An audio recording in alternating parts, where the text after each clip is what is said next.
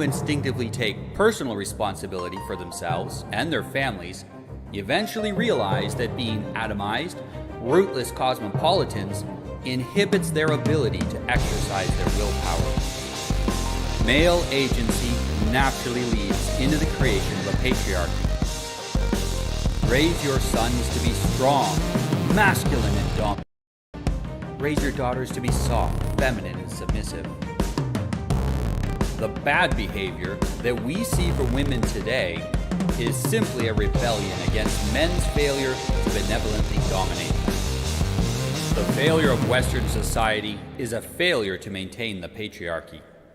Top of the evening to you, or top of the morning, wherever you happen to be. I'm James Fox Higgins, and I'm here with Noah Revoy for Patriarch Hour. Gentlemen, the Patriarch is back. How are you, Noah? I'm doing really well, thanks. Excellent. Having a very interesting time the last few months. Yes, well, we need to have a little bit of a catch-up because we have been off the air for a time, and we've both been through some very busy times with our families. So how about you first? Tell the people what you've been doing.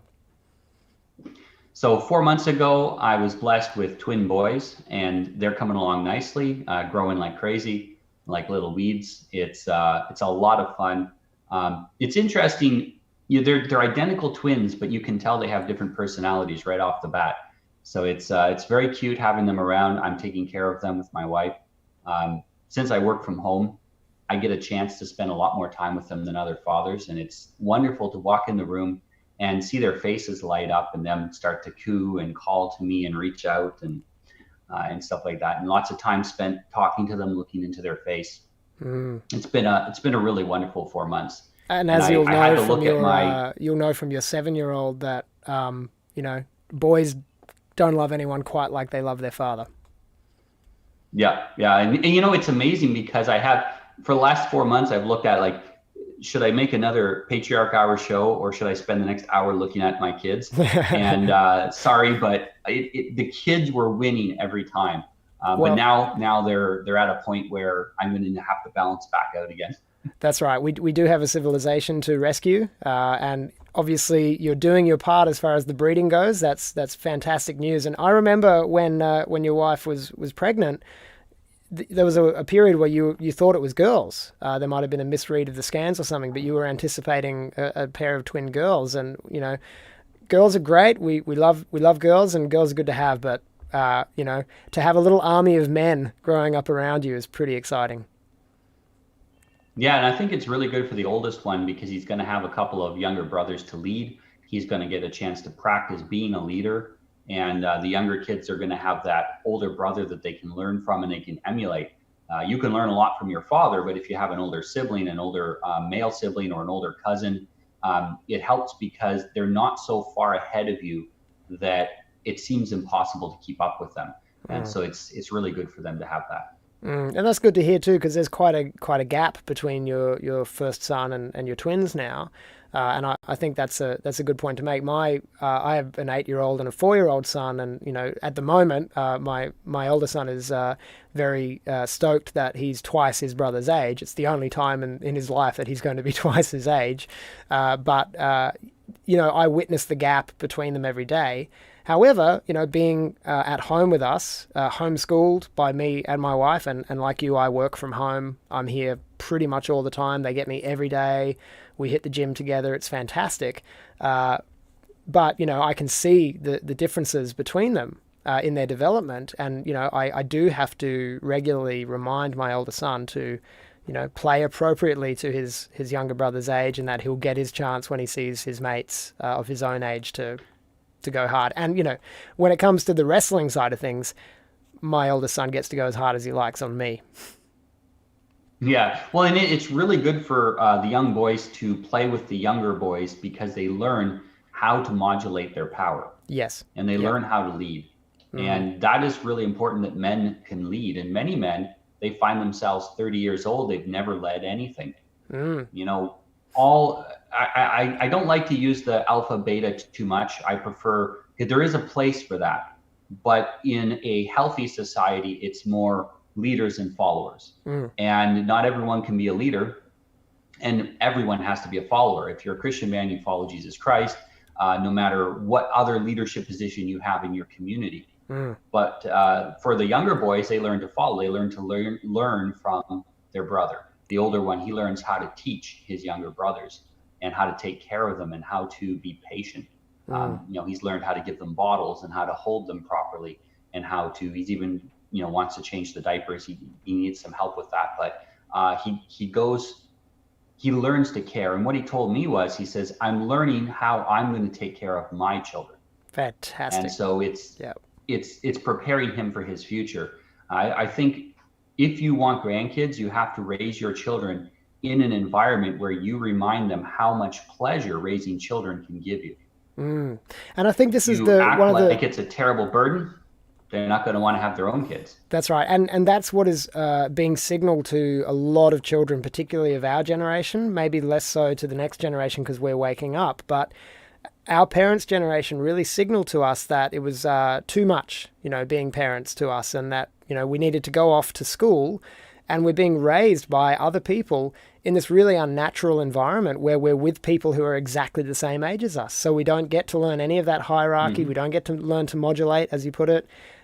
We're missing out on those really valuable lessons in life that can only be experienced in the family unit. And of course, we know this is all part of the plan to destroy the family, destroy our civilization, which is built on the family.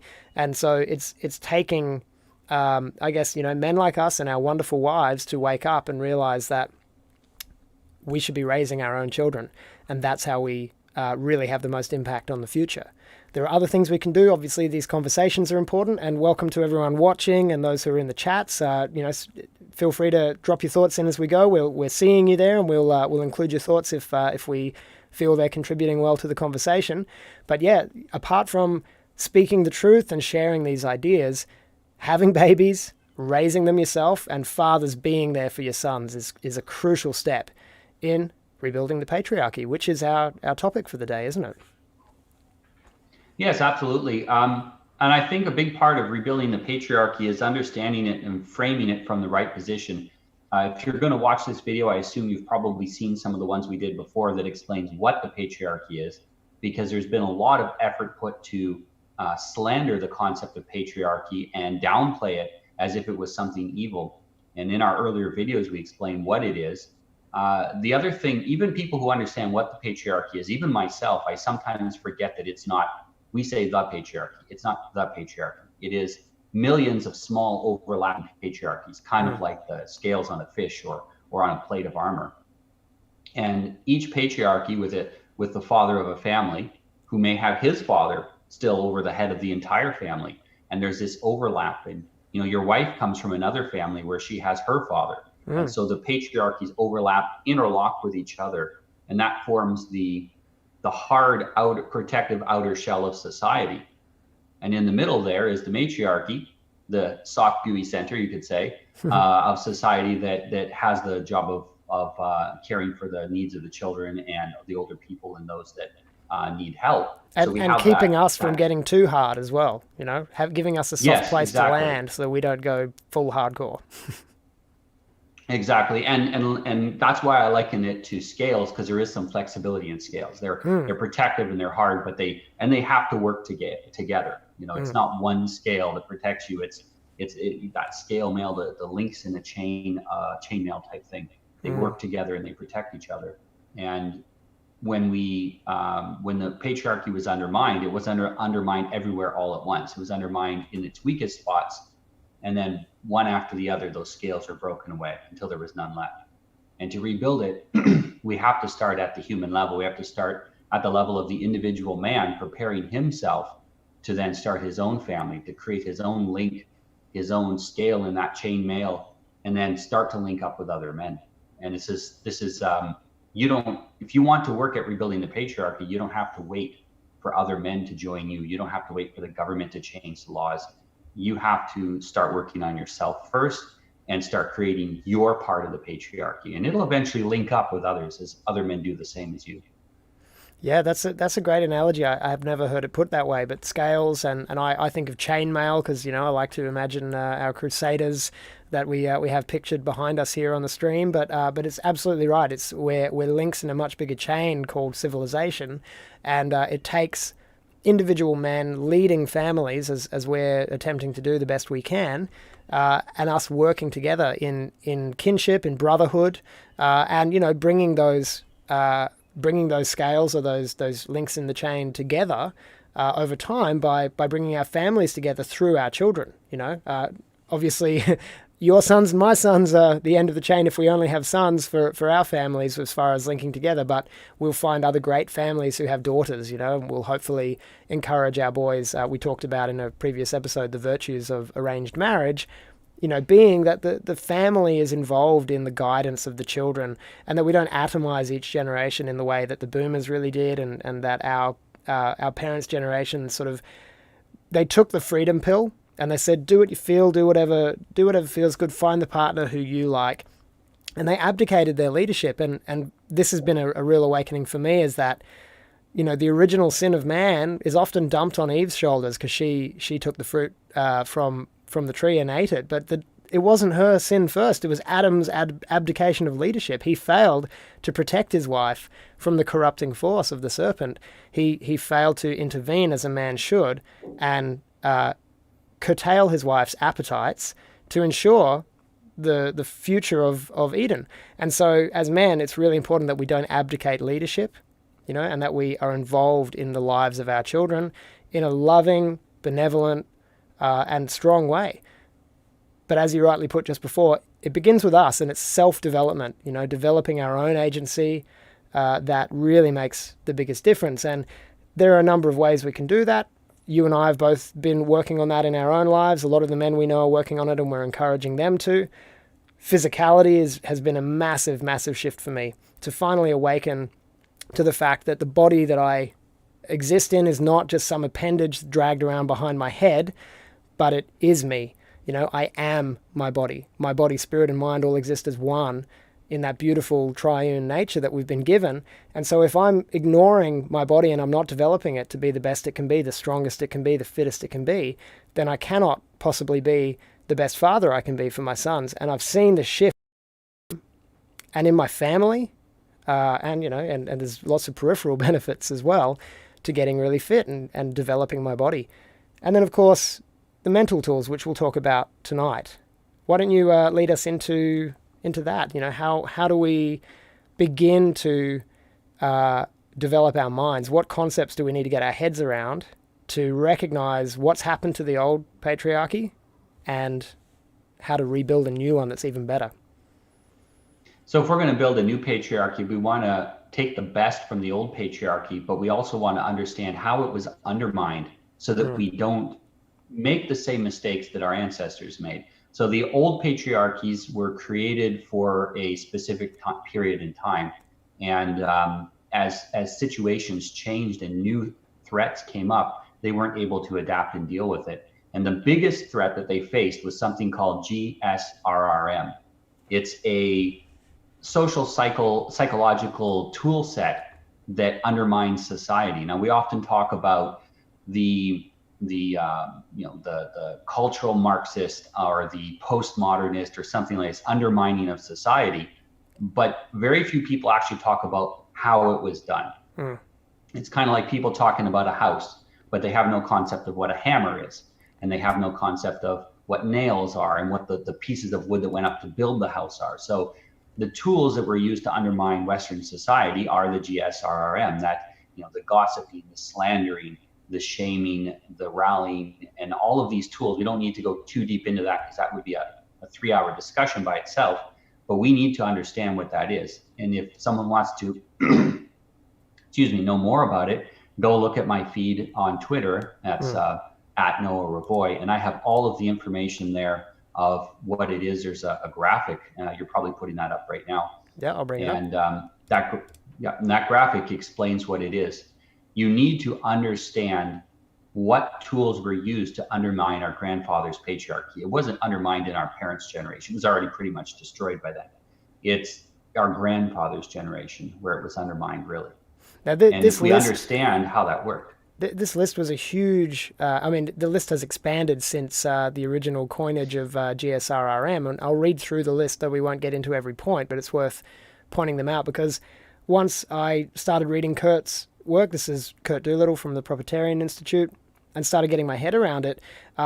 Like the sociosexual hierarchy that I talk about a fair bit these days, that Vox Day has really done a lot of work on, these ideas, these distinctions as concepts are really, really useful intellectual tools to help us recognize behavioral patterns. And this one in particular, GSRRM, is recognizing the patterns of largely women. Feminists use these more than anyone, but a lot of gamma males and a lot of, leftists use it. And the effect that it has had on me in the past when people use it, it's made me retreat from the truth. It's made me shut up. It's made me fear putting my neck out because these things used to have power over me. But once you begin to recognize what they are and then recognize that they're just words, they're just sticks and stones. They're not sticks and stones, they're just words, and that shaming can only hurt you if you let it. And lying to yourself and lying to the world because you're made to feel shameful by liars is a far worse fate than just putting up with a bunch of feminists bitching at you on Twitter.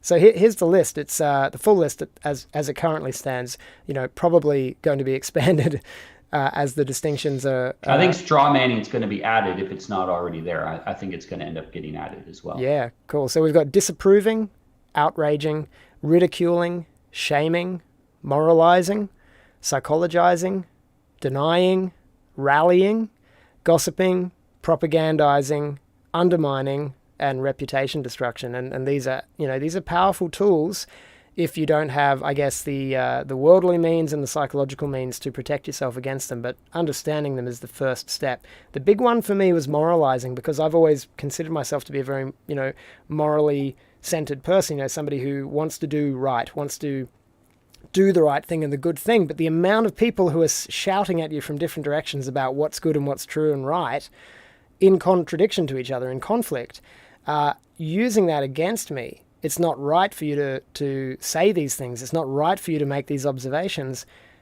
Conflating observations of empirical reality with moralization is a real weapon that's very successful in keeping a lot of people, a lot of men of the West cucked, keeping us from just being honest about how things are, and learning that I can speak the truth about humanity and about human behavior and about statistics and about crime and birth rates and the demographic cliff that we're approaching and all of these things which are true.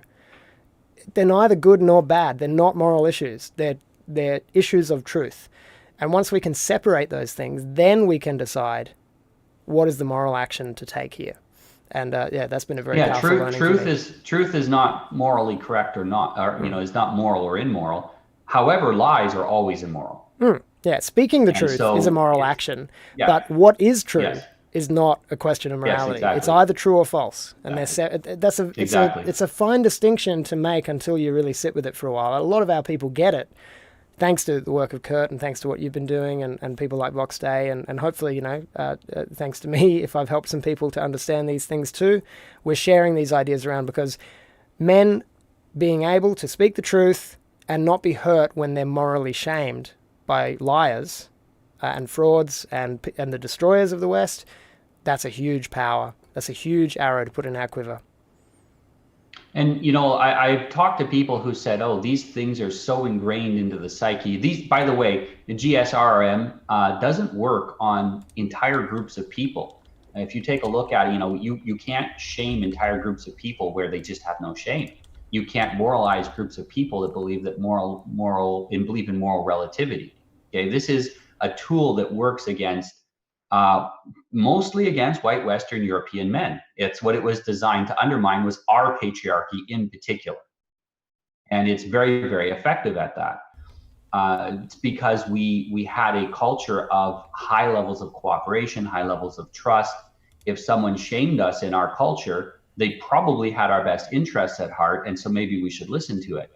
And this is what broke the old patriarchy, is that the trust was broken And we no longer had a situation where people who were using GSRRM were doing it in a trustable way. Now, if you look back in European history, there were laws against many of the tactics that are used in GSRRM. So if you look at, for example, during the manorial period, that's above the Hagenal line in Europe, it's Western Europe, above basically the Tejo River and through Spain and Portugal upwards. You have a lot of laws against these things. So there was laws against women gossiping. I say women, men gossiping also were prosecuted, but there was laws against gossiping. There was laws against scolding, which was basically publicly shaming people. There were laws against a lot of these social crimes. And then in more modern times, under more liberalist free speech laws, a lot of these things were decriminalized. And that sounds great. Oh, now you can say whatever you want. The problem is that they not only decriminalized them, they shifted the cost of these things onto the victim. Now the victim had to bear the brunt of the cost of shaming and ridiculing and personal attacks. And we used to have laws against libel. I mean, technically we still do. But have you seen, for example, Trump? If you want to see a great examples of the GSRRM in action, follow Trump's feed and see the replies to him. It's just pure attacks like that, and Trump's completely immune. It just bounces off of him like bullets off of Superman. He's fine with it. He doesn't mind. Yep. And he's an example of how much power you can have when you're immune to these weapons.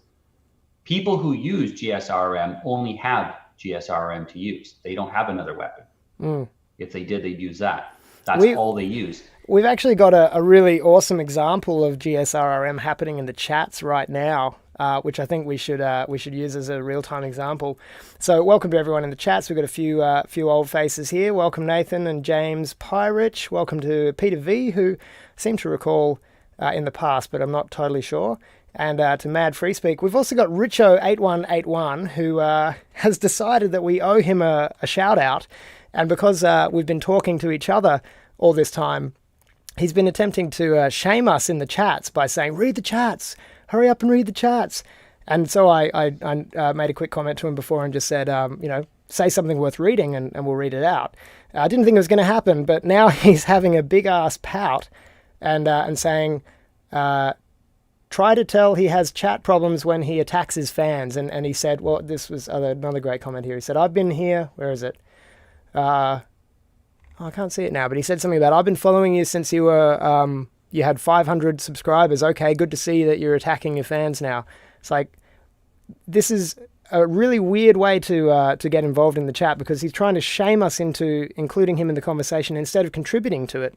It's very gamma behavior.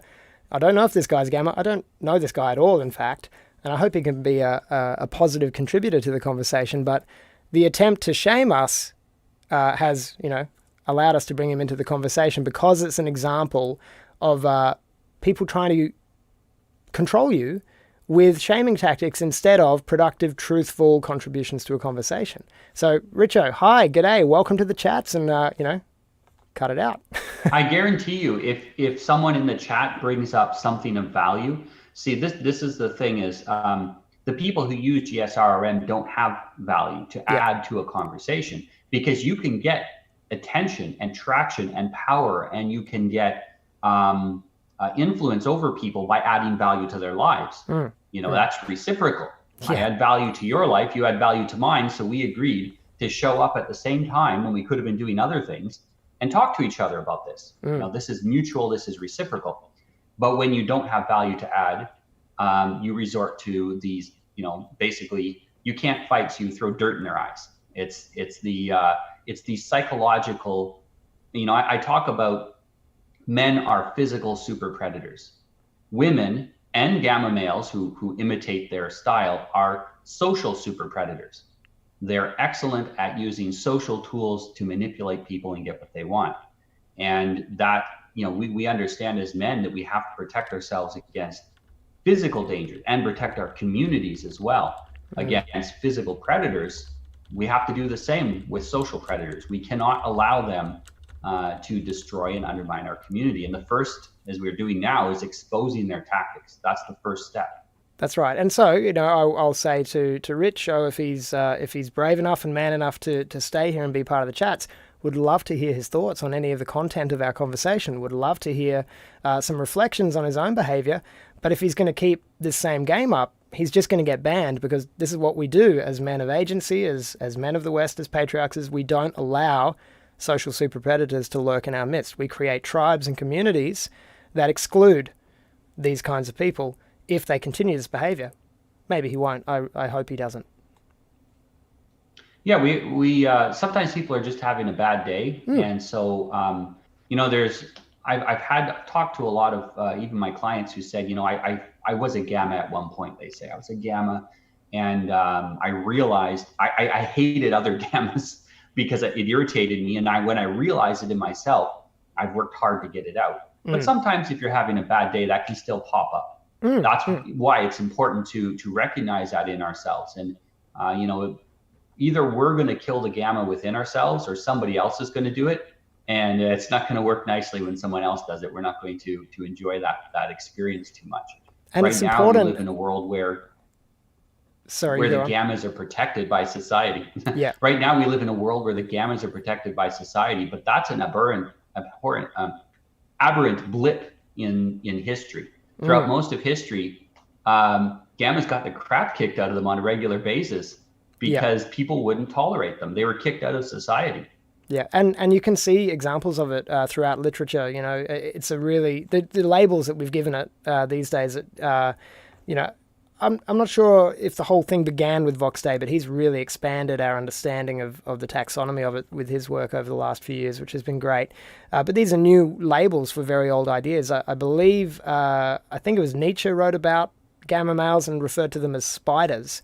I was just today reading C.S. Lewis' Voyage of the Dawn Treader from the Narnia Chronicles to my sons. And, Eustace is a fantastic example of a gamma. He's in denial about his own level of weakness, his own lack of insight, his own lack of knowledge. He's, perpetually thinks he's right and the world should work the way he sees it as working or the way he wants it to work. He's caught up in his delusion bubble of ought instead of is.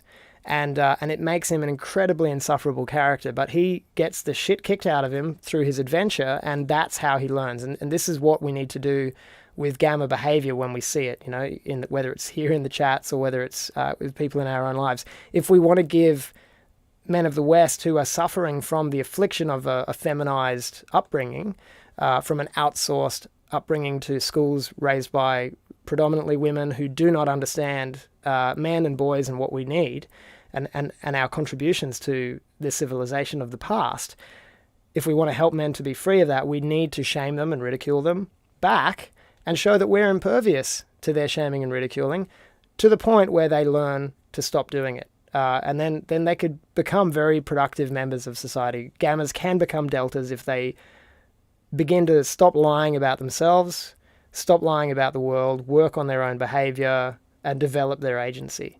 And I've had, gamma traits in the past that, I've had to beat out of myself, and I've had beaten out of me by life experience and by failure.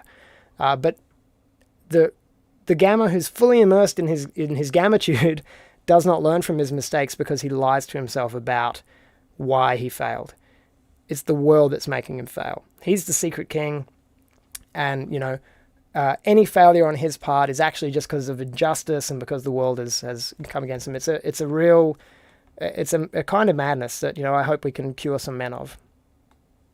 And unfortunately, we see this a lot in the so-called manosphere.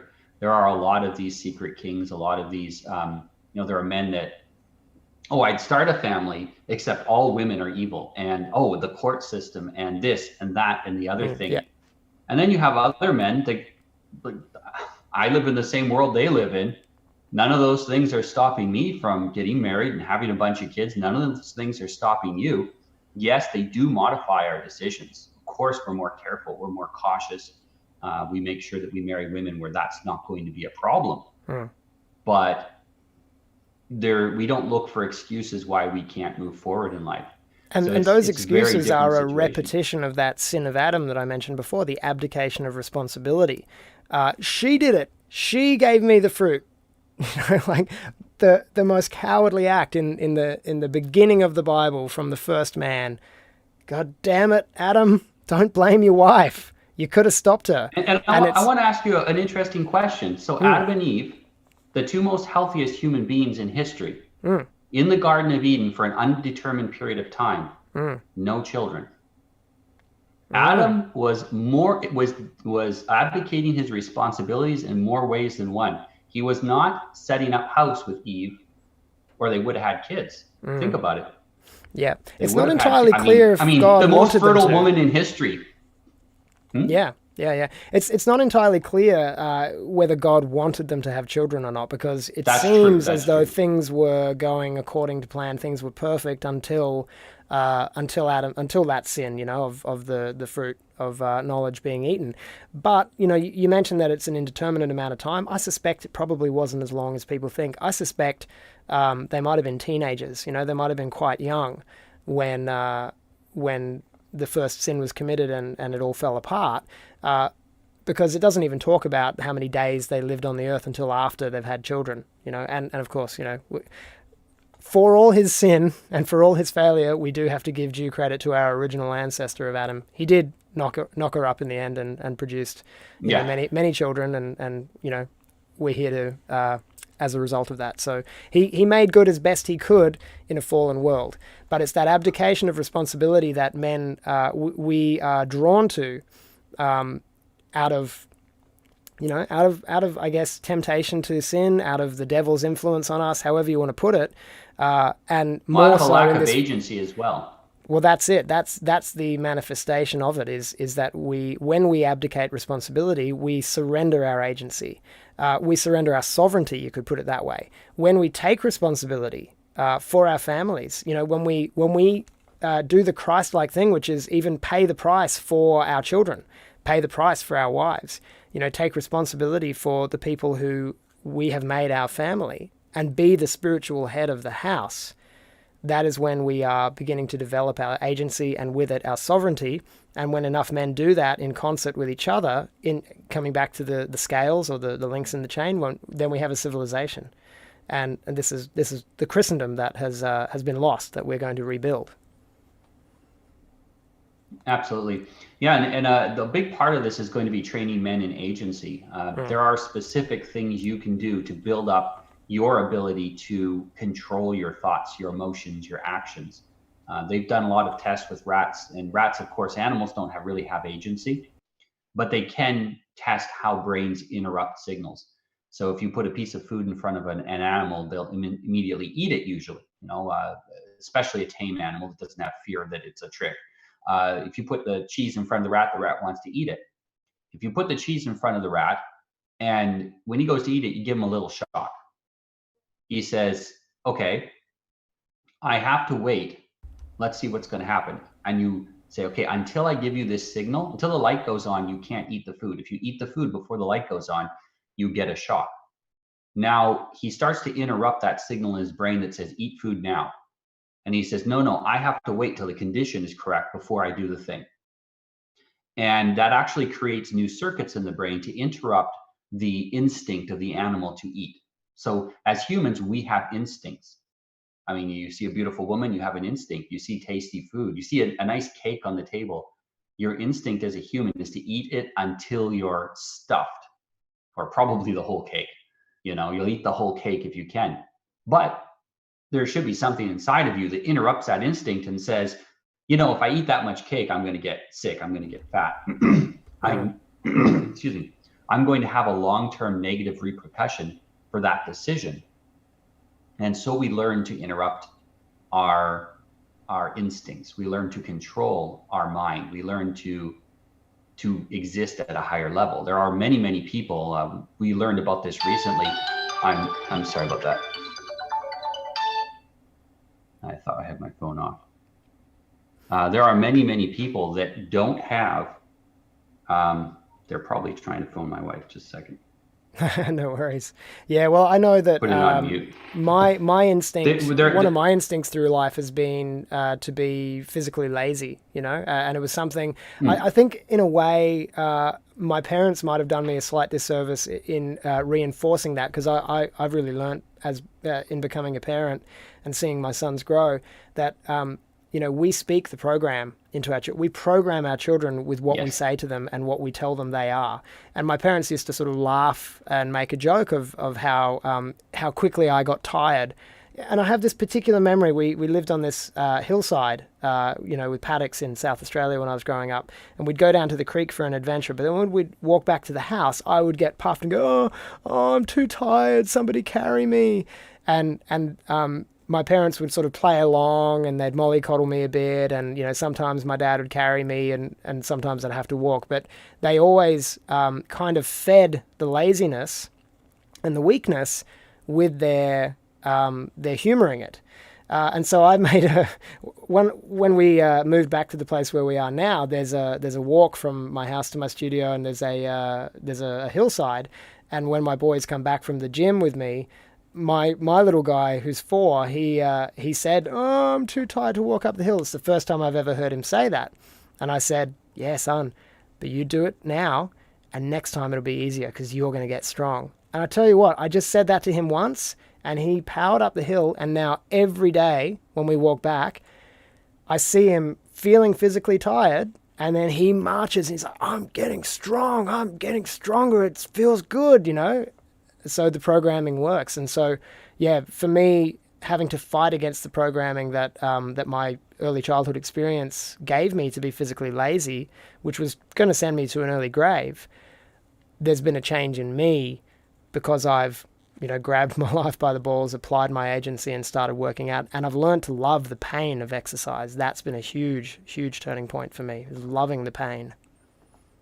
Yeah, a lot of us have been programmed wrong by our parents, by school, by society in general, by hours spent watching TV and playing video games. And we're not going to develop agency unless we reprogram ourselves in the areas where that programming was bad. Of course, not all the programming your parents gave you was bad, but there'll be points here and there where it needs to be changed or refined. And I'm sure even though we're giving our kids a much better programming than we received, there'll be areas they'll refine for their children. I would hope so. I'm not doing a perfect job. Yeah. Like I want my kids to be better at this life game than I am. And that's the eugenics game, right? Is each generation getting stronger than the last because we make good decisions. Yeah, absolutely. And a lot of people act like it's a accident of nature, but it is good decisions accumulating over time, leading to good results. It's with the reprogramming aspect, this is the same way that the programming got into us. So your parents said out loud to you a certain set of programming, and then you took that into your mind. There's a little organ somewhere around this part of our brain, about this far up and about that far back. And that little organ there is essentially a switch that says, is this incoming information important, where I need to send it to the higher brain processes to become part of me? Or is this unimportant and I can ignore it? It's why you're walking through the woods and you'll hear a crack in the bush and you'll immediately go like this because maybe it's a tiger. Yeah. But although I don't do that. I don't do that anymore because I walk through the bush every day and I know it's just a wallaby. Yeah, just a wallaby and a gigantic poisonous snake and a crocodile. So we have that awareness. If we want to reprogram ourselves and we think things in our head, oh, I should be more whatever, that has a very low effect compared to saying it out loud. One of the things I get my clients to do is I have them shout loudly that I am going to become a man of agency. I'm going to control my thoughts and my emotions. I have them do this out loud. I have them write their own affirmations that address their specific negative programming. And I have them say it out loud. Put your chest up, say it out loud, and become a man. You're familiar with the New Zealand hakas that they'll do where they will have a bunch of guys together and they'll yell and they'll shout. They're not, it's not in English, so English people, we don't know what they're saying.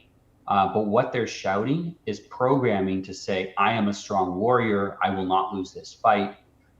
Pain is no problem for me. I don't care about pain. I welcome death and all of these things. So they're programming themselves to not be afraid. and to fight.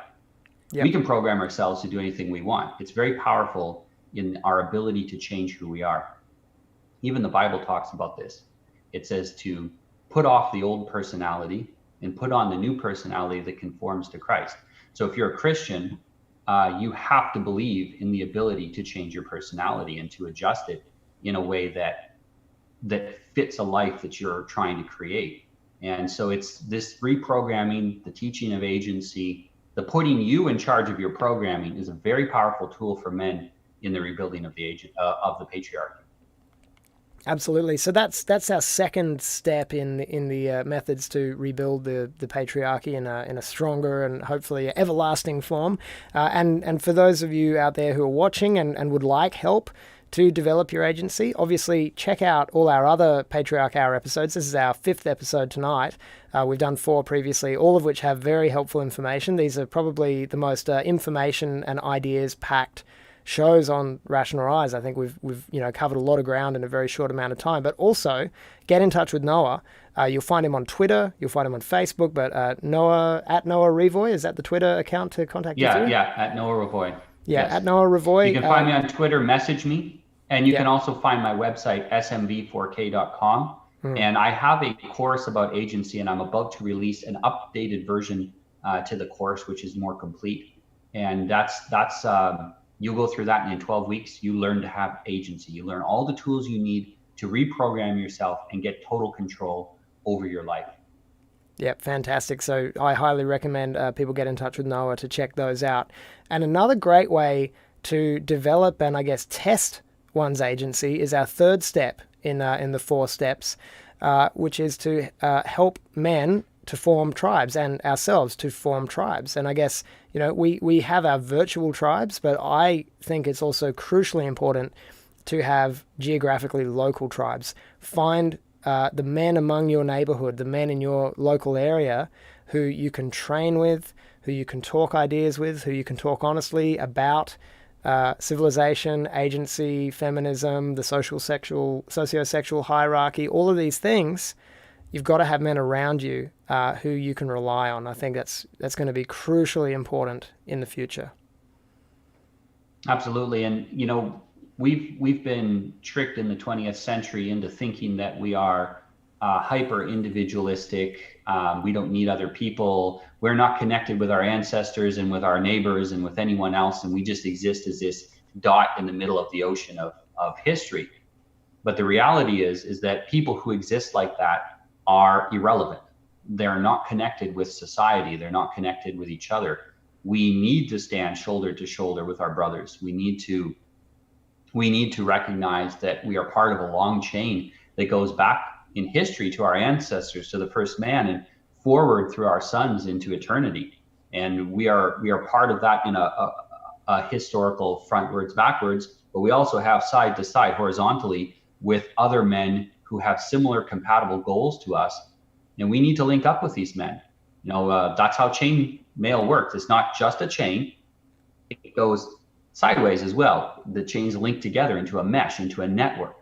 And we need to do that to protect ourselves and to protect society.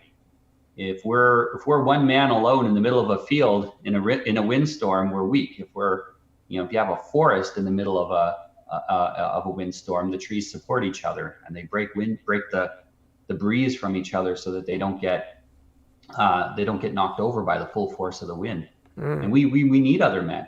I always suggest to single men who are looking to get married, my first question is, tell me about your closest 2 or 3 male friends. If they don't have any, I say to them, you're not ready. If you can't keep a relationship with another man, a good friendship, you're not going to be able to keep a relationship with a woman. You might not even be able to get one in the start, in the first place, because women are so sensitive to men and their place in the socio-sexual hierarchy. That's why it's the socio-sexual hierarchy, because women have a natural radar for this, and they see a man alone as an omega, as a guy who is a dead end, and they tend to ignore and have no sexual attraction for them whatsoever. But women are very attracted to men who have good quality men around them, who trust them, who have a long-term, history of friendship and who vouch for them. it's so important to have good men in your life. And you don't need to be the alpha in your group to benefit from that. You can, you can join a group. If you're a man, you don't have to go and start a group and find a bunch of people and be a leader of men. Not every man is attracted to that. There are men who are natural followers, and those followers are extremely useful. There is no organization that's made up of just leaders. This is the idea everyone has to be a leader is the individualistic, atomized idea. It's a hierarchy, which means that there's a few people at the top leading, a few people who are supporting their leadership, and then a whole bunch of people following below. You can end up being, support your local alpha. Go find the men who are leading communities around you that are leading communities that have compatible goals to yours, that and follow these similar are, way of living. So many of these Join are them. ready-made.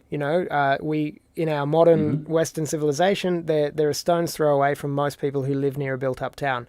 Your local gym, join a group fitness class with other men, or find a couple of guys who are willing to train you. Start with a personal trainer. I know a lot of guys who have sort of been a bit atomized, but they've started up with a personal trainer, and then they've bonded with that guy, and then eventually gotten involved with peripheral groups around him, and that can become the center of a social network of men, and they're going to be strong men if they're centered around an alpha who's a personal trainer. So that's a great way to get into a good group of men. Join a sports team like a football or a soccer club, or go to church. You'll find families in a church, and families are led in a church generally by men. So you'll find some good men there who can become your bros. So, they're just 4 recommendations. There's probably plenty more options out there for guys who are looking for brothers. Yeah, absolutely. And if you're going to go to church, go in, make sure, so if they're playing rap music, or if there is a woman preacher, or there are things to look out for. Vox Day talks about what a converged church is. And so I'd suggest reading that before you go looking for a church. And people might say, well, I'm not a Christian. You don't have to be a Christian to go to church. I have clients that were atheists. They went to church. Now they're engaged to get married to a woman they met at church. Some of them, they weren't dishonest. They didn't go there with a fake conversion. They went there to say, I'm very interested in participating in this community.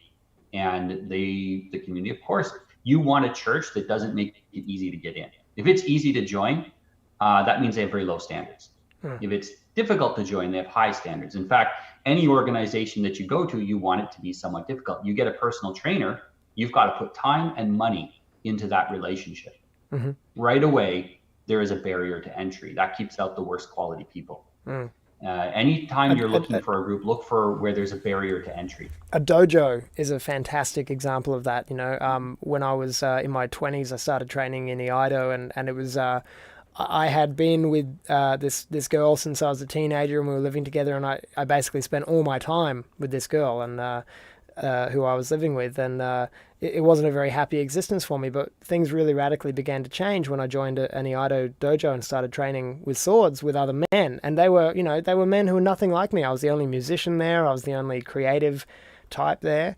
They were men from trades and from white collar jobs, and a really diverse bunch of men.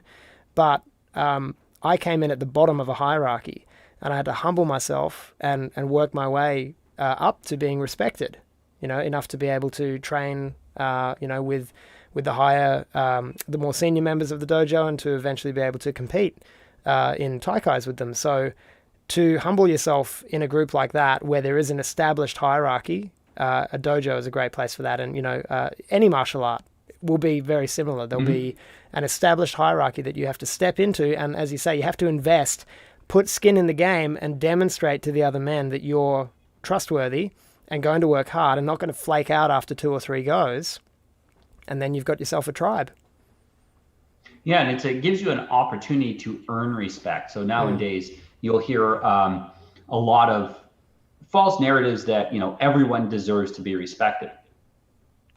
But why? Why should we respect people who are unrespectable? We used to have this concept: this is a respectable man, this is a respectable woman, this is a respectable organization, and that it was that entire concept was GSRRM'd into irrelevance. Done, it no longer existed. We don't use those terms anymore because we've become ashamed to say, oh, this is respectable, and that's not. That doesn't deserve respect. When you're in a hierarchy, any healthy male hierarchy, the positions are earned. There's something done to earn that position. You come in the bottom, of course, you haven't done anything yet, so you don't have nothing. You haven't earned anything, and you work your way up through effort. And men who are not in a hierarchy will never reach their full potential. As a man, you can only reach that potential if you're in a hierarchy. Also, the hierarchy is the only way. Basically, a male hierarchy is the patriarchy. Hey. That's what it is. Yes. You know, the social sexual hierarchy is a way of describing the patriarchy, especially when that hierarchy is somehow connected with now supporting the society at large. And I guess most male hierarchies have something like that. And when we know that, you know, success in those hierarchies and in the socio-sexual hierarchy lead to marriage and children and becoming a father, then you're fulfilling, you know, your journey into the patriarchy when you become a father. And that's, you know, that's literally what it means is, you know, father-led societies. And you know, as a Christian, for me, that's the right way to do it. It's in the image of God. We're led by a father. That's the spiritual leadership. It's not to say that, you know, that we're dictators, as our introduction video states at the beginning, that, as you wisely put it, it's the benevolent dictatorship of the patriarchy. You know, it's men leading with strength, but, you know, with love and gentleness and compassion for the women and the children who we're leading. It makes everyone happier and it makes society great. And, you know, for some reason in the West, for many reasons, I suppose, and with a great deal of deliberate subversion from outsiders, we have come to, you know, abdicate our responsibility as leaders. The fourth step in your 4-step plan to rebuild the patriarchy is to incrementally suppress GSRRM and all forms of undermining our civilization. We've got about 10 minutes to cover this very deep and possibly very violent conversation about how does one incrementally suppress these forms of undermining, or at least let's give people a primer into how a society of men would go about incrementally suppressing that. So there was a point in history, I covered this or touched on this a little bit earlier, where a lot of the GSRM tactics were actually outlawed. And I remember reading some books on medieval petty crime, how it was dealt with. And most petty crime was, you know, mostly it was teenage boys doing, well, not teenage, it was early adolescence boys doing silly things like normally boys do nowadays too. By the time they were teenagers, they had work, so they didn't have any time to get in trouble. But it was young boys doing silly things, throwing rocks at someone's cow or whatever. But the other serious problem that was a big disturbance to society was female gossip. You know, men would gossip too, so it was mentioned in there. And women who would undermine the authority of their husbands and of other men in society, and who would bully and attack other women. This was a big problem. And it was the hardest one for them to deal with because we love our women. Even when they act up, we still love them. And we want to suppress the negative behavior, but we don't want to be tyrants either. It's not the way of Western men. And so we have that balance between how do we suppress this bad behavior? And the ultimate suppression of it eventually was you're just kicked out of the community. And, you know, even the men whose wives were doing this, if your wife was publicly slandering you, you were punished as well. You'd often lose voting rights. You would lose rights to even be armed, all kinds of stuff. And so there was, you weren't allowed to hit your wife. You know, you weren't allowed to be the physical super predator. That in most of Europe, that was illegal since medieval times to beat your wife. So you couldn't be the physical super predator to her, and she couldn't be the social super predator to you. It was reciprocal, it was balanced. Yep. And most of the punishment was humiliation punishment. You know, so people would, you'd be brought into the middle of town, the women who were fighting and arguing with each other, would be told, you guys work it out here and now, or you're going to be charged with being a scold, and now people are going to throw rotten vegetables at you.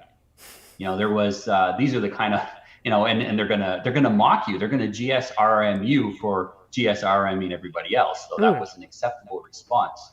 Reciprocity. And yeah, reciprocity. It kind of worked, you know, because and then occasionally we would have a crusade against witches. Well, what was a witch? A witch was if you look at the description, it wasn't what we think of now as a witch, someone involved in Wiccan and witchcraft type thing. It was a woman who was corrupting the youth with rebellious talk. It was a feminist. They were crusades against feminists, basically. And these crusades would happen every once in a while when society was getting sufficiently undermined that there was a risk of internal collapse and corruption and violence erupting because of this undermining. You know, women in Western society are very powerful, and that power needs to come along with some responsibility. And it is our duty as men to be intolerant of non-reciprocal relationships, and that includes reciprocal relationships with the women that we love.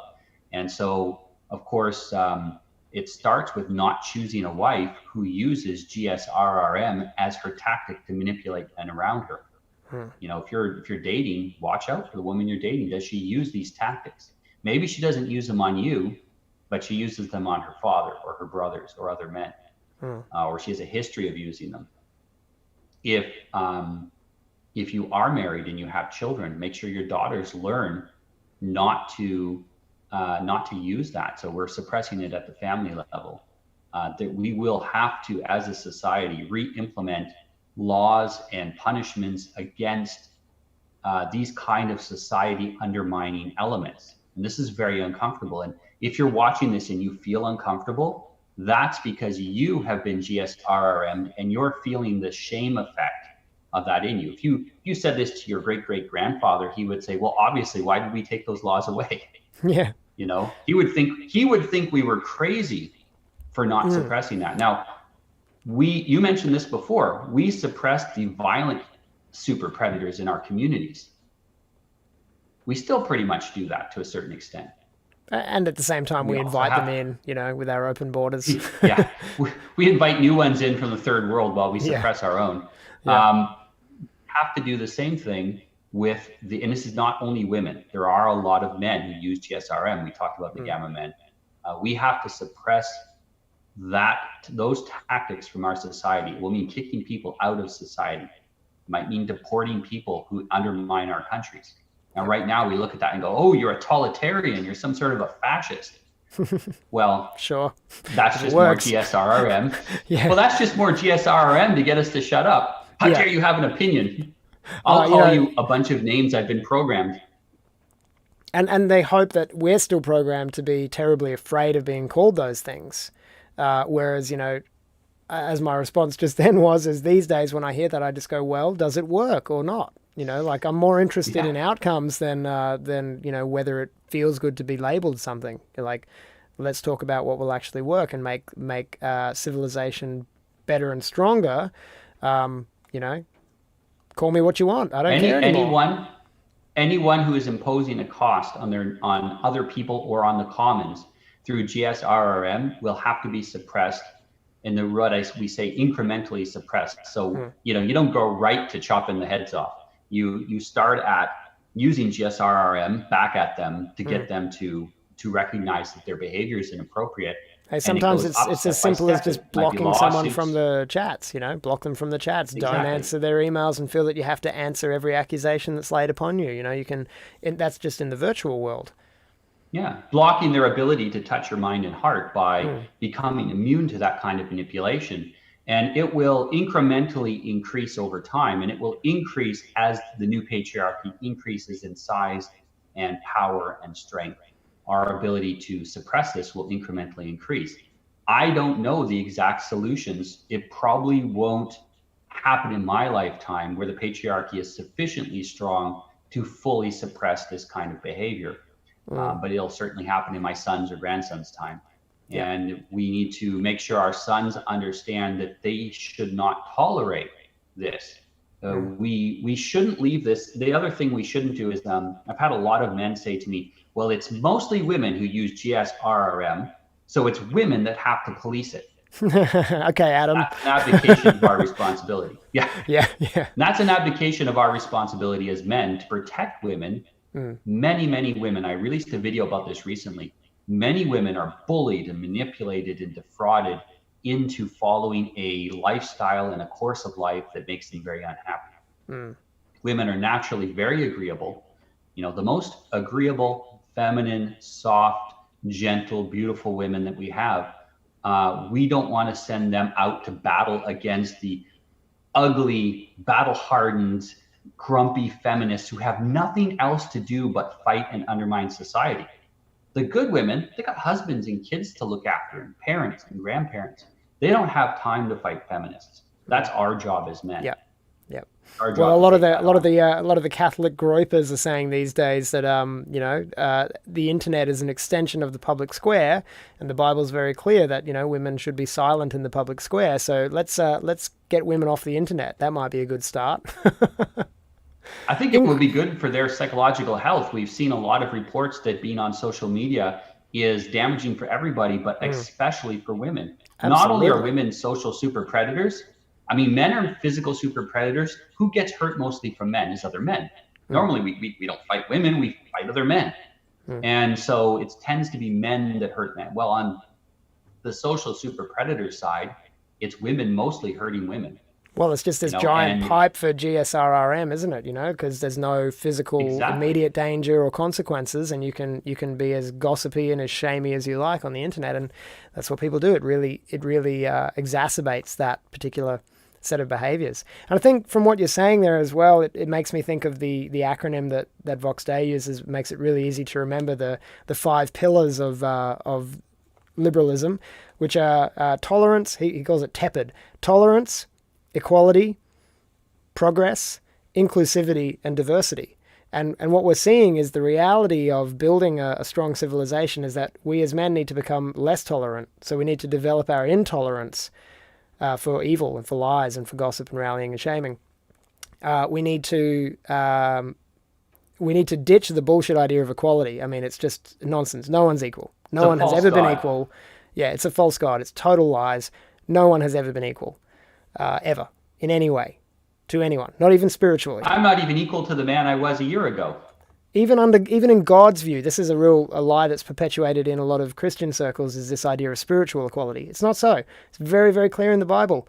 God has his favorites, and God has his enemies, and God has people he plans to destroy in a lake of hellfire.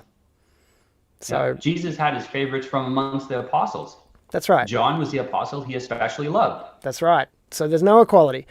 Progress, we would be called, regressivists or dinosaurs because we're citing our grandfathers and the better society that they had. But yeah, progress is leading us to hell. So let's regress a little bit. Let's turn back the clock on these values that were managed better in the past. Inclusivity is killing us. We need to create exclusive tribes. We need to keep the gammas out. And we need to find, tribes of like minds and like men who will protect our community.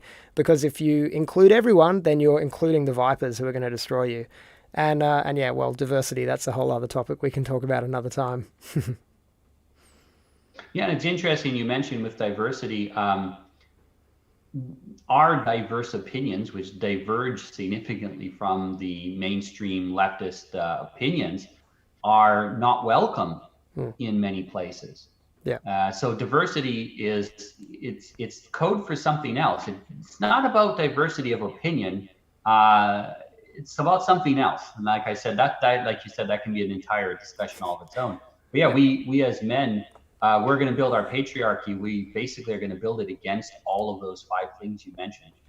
And we have to understand too that people who fit in our patriarchy might not fit in our neighbor's patriarchy, but we can still ally and work together when we agree on the basics. And I will work with people who agree with me sufficiently that we won't work against each other. We're not at odds. We may have different aesthetic preferences. We may have different preferences for ethical, moral things, but we agree on truth. We can agree what truth is, and then we can argue about the details later. We can talk that out. We can, I'm very persuasive. I can often bring people over to my side, and if I wait for someone that agrees with me 100% before I work with them, I will never work with anybody ever. So I don't think there's anybody that 100% agrees with me on everything. It's very important. One of the things I'm going to be doing is this spring, I'm going to be speaking at 21 and 22 conventions. The 21 convention, the Patriarch edition, is for patriarchs. It's for fathers. It's for men who want to be fathers, who want to lead in their community. I don't agree with everything that every man that gets up on the stage says, and it would be ridiculous to expect me to. And I'm sure they don't agree with everything that I say. But don't let that stop the left from slandering you by association. Well, what they don't understand is the more that they attack us, the more that we get pushed together. Yeah, well, if we agree on one thing, it's how much we hate you guys. So, there you go. Common enemies, bringing tribes together. We may not agree with each other, but for the sake of defeating the feminists, we'll cooperate. Exactly. And I mean, that there's a lesson in war there, right there. A very important lesson is that, common enemies have been bringing together otherwise divided tribes for a very long time.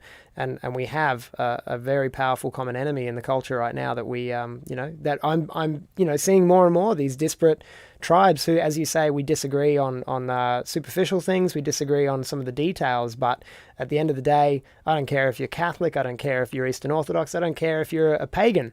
If we agree on the necessity of saving Western civilization and that rebuilding the patriarchy to be stronger, to be benevolent and powerful and intolerant and exclusive and, to the degrees that it's positive, regressive, taking things back to a better age as far as the balance of, male and female interests and desires and cooperation. Bring it on. I'll work with any of my brothers, even if we disagree on many things, and that's hugely important. We should wrap it up, and I'd just like to give a quick shout out to the folks in the chat. It's been very lively. We wish we had more than an hour for Patriarch Hour, but it is Patriarch Hour time. We would include you guys, but I think maybe we could do a special edition where we go for a bit longer and we make it more of an open chat, and bring questions along and make it more about the audience. But shout out to Peter V, to Blood Muffin 123, and to New Jersey Boy. And to Mark Scarfenweld, I hope I pronounced that, to Brucey Boy, and to my buddy Sven, Star Fury Flames, and to everyone else. I know James Pyrich was here earlier. He's my brother from another mother. So thanks, gentlemen, for joining us tonight. And maybe one of these days we'll get some